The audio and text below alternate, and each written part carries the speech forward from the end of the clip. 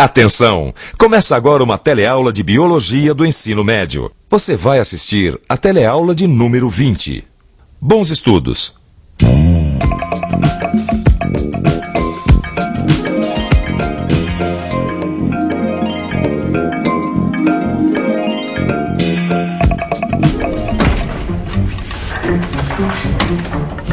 Cheguei, mãe!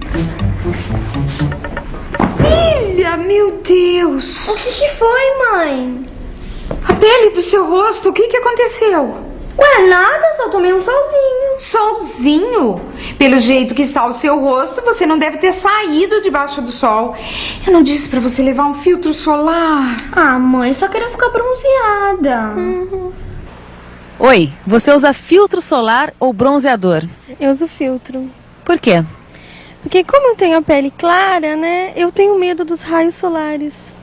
E você usa filtro solar ou bronzeador? Filtro solar. Por quê? Proteção à pele. Uso filtro solar. Por quê? Para proteger a pele. E você, tem alguma ideia de como o sol faz a nossa pele escurecer? E mais, será que o excesso do sol traz realmente problemas à nossa pele? Para responder a essas e outras perguntas, na teleaula de hoje você vai conhecer a estrutura da pele humana, vai ver as funções de cada uma de suas camadas e ficar sabendo como o sol afeta a nossa pele.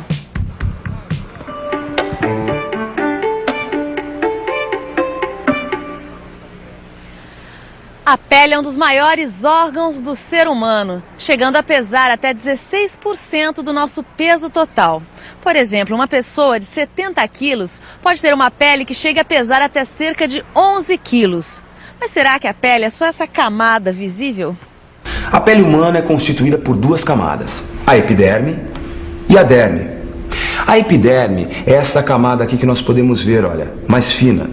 E a derme fica mais no interior, é uma camada mais espessa. Mas se você reparar, vai perceber que a espessura da pele varia bastante nas diferentes regiões do corpo. Qual pele que é mais grossa, da palma da mão ou a do braço? A da palma da mão é mais grossa. Eu acho que é da palma da mão. A da palma da mão? É isso aí. A pele da palma da mão é bem mais grossa do que a do braço. Aliás, a epiderme pode variar de espessura de 0,2 milímetros até 4 milímetros, dependendo da região do corpo. A derme também varia de espessura dependendo da região do corpo. Minha amiga, você tem cuidado do seu corpo? Como andam as suas unhas? E a depilação? E o odor da transpiração? E a oleosidade dos cabelos? Minha amiga, para ser bela é preciso cuidar das estruturas anexas. Essa você não sabia, né? Pois elas chamam estruturas anexas porque estão diretamente ligadas, ou melhor, anexadas à nossa pele.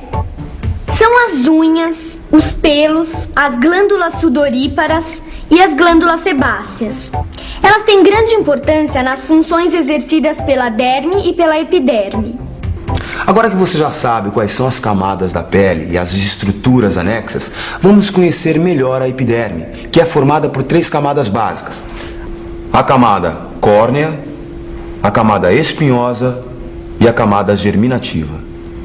A camada germinativa é composta por células geradoras das camadas superiores, separa a epiderme da derme.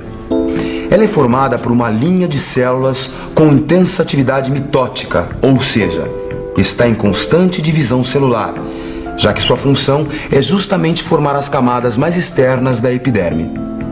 A atividade mitótica da camada germinativa é tão intensa que toda a epiderme se renova a cada 30 dias, compensando a descamação constante da camada córnea, olha, que é essa daqui.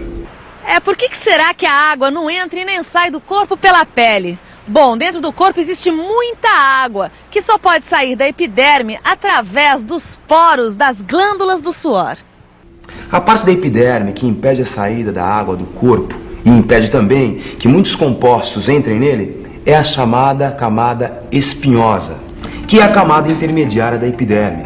Ela é composta por células vivas e produz substâncias impermeáveis que impedem que a água saia do corpo. A camada córnea é a mais externa de todas. É composta por células mortas queratinizadas. A pele tem várias funções. Uma delas é a proteção contra o atrito. Imagina só o que seria segurar este simples microfone se eu não tivesse a pele envolvendo a minha mão. Ficaria difícil, não é? Uma outra função da pele é a proteção contra a ação nociva da radiação ultravioleta do sol e contra a perda de fluidos do corpo. A pele participa também da produção da vitamina D, além de colaborar com sistemas de controle de temperatura do corpo. Para realizar todas essas funções, a epiderme conta com auxílio de estruturas anexas, como as glândulas sebáceas, as glândulas sudoríparas e os pelos. Quando nós fazemos exercícios, por exemplo, as glândulas sudoríparas aumentam sua atividade, evitando o aumento da temperatura do corpo. E sabe como isso acontece? Ao atingir a superfície da pele, o suor evapora, fazendo baixar a temperatura corporal. O suor funciona como um sistema de refrigeração do corpo, além de eliminar uma pequena quantidade de excretas, como você já viu em outra teleaula. Já as glândulas sebáceas normalmente estão relacionadas aos pelos. A secreção dessas glândulas, que é uma mistura gordurosa, tem como funções proteger a epiderme contra o atrito, proteger contra o excesso de descamação da camada córnea e ainda lubrificar os pelos, evitando que eles se quebrem com facilidade. As glândulas sebáceas estão distribuídas por toda a parte do corpo, menos na palma da mão e na planta dos pés. Aí você passa com movimentos circulares por toda a parte com oleosidade suavemente. Eu posso saber o que você está fazendo aqui dentro? Cuidando da pele, mãe. É que eu abusei mesmo do sol. Olha, minha pele tá vermelha e sensível. Ah, e além disso, as minhas glândulas sebáceas parecem que estão cada vez mais ativas. Olha, oleosidade. Mas isso não é por causa do sol, é? Não, filha. Isso faz parte do crescimento.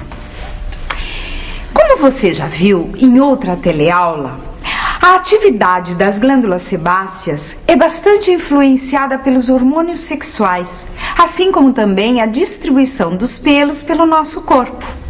Os pelos crescem de forma descontínua, intercalando períodos de crescimento com outros de repouso, quando param completamente de crescer. Os fios do cabelo, por exemplo, têm uma fase de crescimento de 2 a 5 anos, e a fase de repouso, que é bem menor, de aproximadamente 3 meses. No final do período de repouso, o fio cai, e depois de algum tempo, uma nova estrutura geradora de fios de cabelo se forma na derme do couro cabeludo. Agora que você já conhece a estrutura, as camadas e as funções da pele, vamos ver por que o efeito do sol escurece a pele. Para começar, a cor da pele das pessoas resulta de vários fatores. Os mais importantes são a quantidade de melanina presente na epiderme, que é definida geneticamente, e a quantidade de sangue que corre nos capilares da derme. A melanina é um pigmento de cor marrom escura, produzida por uma célula especial chamada melanócito. Essas células se encontram na camada germinativa da epiderme e possuem prolongamentos que atingem a camada espinhosa. Quando entram em atividade, os grãos de melanina migram das ramificações dos melanócitos até o interior das células vivas da epiderme, ou seja, até as camadas espinhosa e germinativa. E quando estão dentro das células dessas duas camadas, os grãos de melanina ficam sobre o núcleo da célula. A melanina tem a capacidade de absorver os raios ultravioleta do sol, que nós chamamos de UV. Dessa maneira, a melanina protege o material genético dos núcleos das células. Para a gente entender isso melhor, vamos conversar com um especialista em pele, o médico dermatologista. O material genético presente nos cromossomos está localizado no núcleo das células.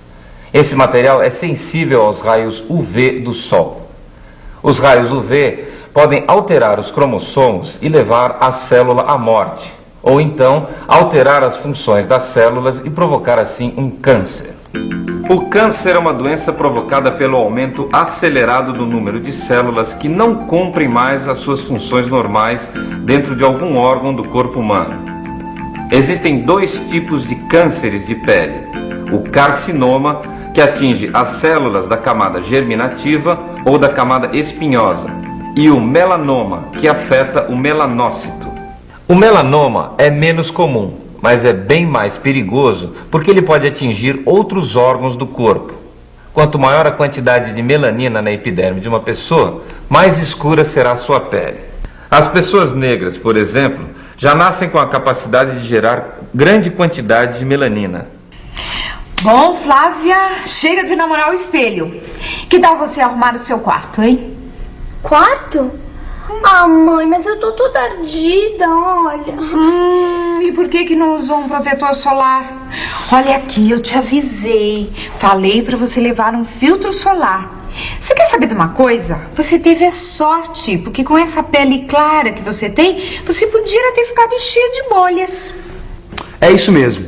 Além da vermelhidão e de maior sensibilidade, a pele poderia ficar com bolhas. E sabe por quê?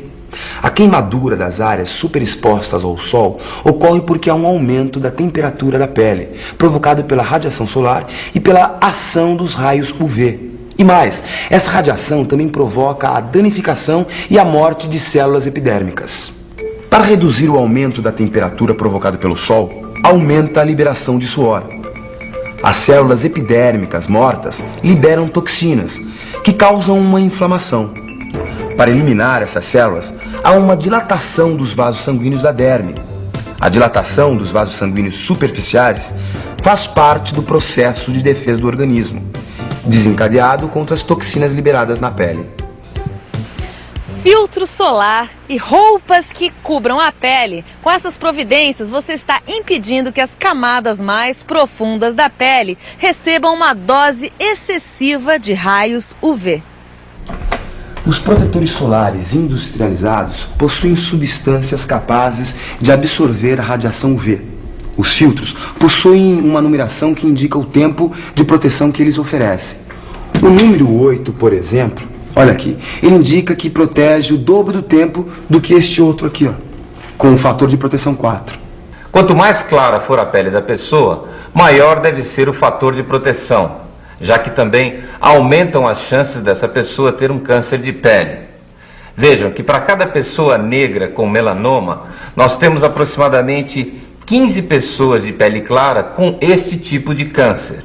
E isso nós já vimos por quê. As pessoas negras possuem uma grande quantidade de melanina na epiderme, portanto, estão mais protegidas dos efeitos nocivos da radiação UV. À medida que os raios UV penetram na pele das pessoas, acontecem dois processos naturais. O primeiro deles ocorre com a migração de grânulos de melanina para as células epidérmicas, aumentando o estímulo para a formação da matéria-prima necessária para a produção de melanina.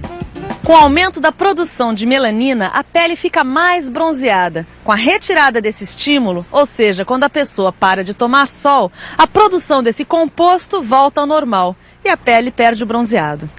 O segundo processo, ocasionado pelos raios UV na pele, é a produção de vitamina D, através da transformação de um derivado do colesterol. Nós já vimos antes que a deficiência da vitamina D pode até provocar uma doença, o raquitismo. Por isso, tomar sol é muito importante para a saúde, com os cuidados adequados, é claro. E atenção, se liga aí que é hora da revisão. Na teleaula de hoje, você viu que a pele do ser humano é dividida em duas camadas principais, a epiderme e a derme. Viu que elas têm estruturas anexas e que a epiderme é dividida em três camadas, camada córnea, camada espinhosa e a camada germinativa. E ainda viu como é a ação dos raios UV na nossa pele. Agora você já sabe por que é tão importante se proteger do excesso do sol. Em pequena quantidade, ele é um santo remédio. Agora, em grande quantidade, ele pode provocar o envelhecimento precoce da pele, ao aparecimento de sardas e até distúrbios maiores, como câncer. Por isso é bom você se cuidar direitinho. Bons estudos e até a próxima teleaula.